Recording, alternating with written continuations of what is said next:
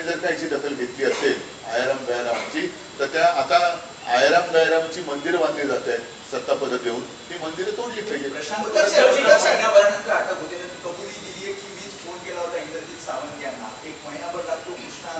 त्याच्याकडनं एक निबंध लिहून घेतील आणि सोडतील.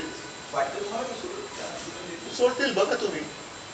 अजूनही आता मला माहिती नाही, कारण काही बातम्या आपण विसरून जातो.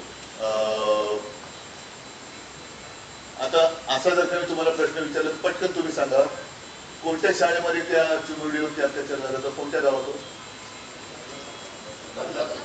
नक्की नक्की ना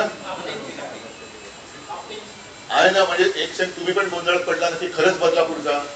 आता तुम्ही काय म्हणाला, आपटेची शाळा. आपटे कुठे? आपटे कुठे? तेव्हा जे काही काऊर उठलं होतं अक्षय शिंदेच्या एन्काउंटर नंतर की हे तुम्ही कोणाला वाचवण्यासाठी केलेत का, तर आज ते संचालक कुठे? त्यांच्याबद्दल कोणीच काय बोलत नाहीये. तसंच कोरटकर बद्दल तुम्ही किती ओरडणार? 2 दिवस ओरडाल, अटक केली, आता तो कोणत्या तुरुंगात आहे, काय करणार, त्याला किती दिवस?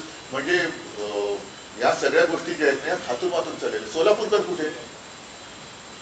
सोलापूरकर कुठे? जो महाराजांची उघड एवढी बदनामी करतोय, म्हणजे गद्दाराचा अपमान तुम्हाला सहन होते, त्याच्यावरती लगेच त्याचा स्टुडिओ तोडता, त्याला 2-2 समन्स पाठवताय. सोलापूरकरला तुम्ही एकही समन्स नाही पाठवत. तुम्हाला अधिकार काय कामरावरती कारवाई करण्याचा? म्हणजे तुम्ही कोणाचा तुम्ही हे घेऊन चाललेला आदर्श? छत्रपती शिवाजी महाराजांचा की खंडोजी खोपडेचा? खंडोजी खोपड्याचा कोणी अपमान केला तर तुम्ही ताबडतोब त्याला शिक्षा करणार, आणि आमच्या दैवताचा कोणी अपमान केला तर तुम्ही नुसतं चोर पोलीस घेणार. हे जे काही ढोंग आहे ना, हे आता पूर्ण सगळ्यांनी बघितलेलं आहे. त्याच्यामुळे मी परत सांगतोय की प्रचंड बहुमत मिळवलेलं हे अस्वस्थ सरकार आहे. त्यांना कळतच नाही यांची खुर्ची कोण कधी खेचेल, कोणाचे लागेबांधे कोणाची आहेत, नागपूरमध्ये दंगल नेमकी कोणी घडवली, या सगळ्या गोष्टीचा काय छडा लागत नाहीये.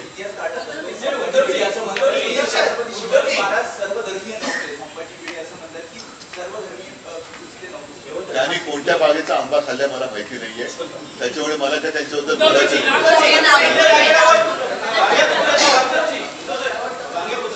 नागपूरमध्ये जातीय दंगलकारी. खरं म्हणजे आम्हाला आता असा संशय येतोय की एकूणच मुख्यमंत्री सगळ्यांना सावरण्याचा प्रयत्न करतात, केविलवाना कार्यावरची कसरत त्यांना करायला लागते, पण त्यांच्या मनामध्ये अजूनही मुख्यमंत्री पदाचे जे काही कोंब फुटलेले आहेत नको तिथे त्या खुर्चीसाठी, ते कोंब अजून काही जात नाहीये, आणि ते त्यांना छळतात की काय, हा एक सगळा मोठा प्रश्न. बघा त्याच्याबद्दल आता रायगडावरची वाघ्या कुत्र्याची जी काही समाधी किंवा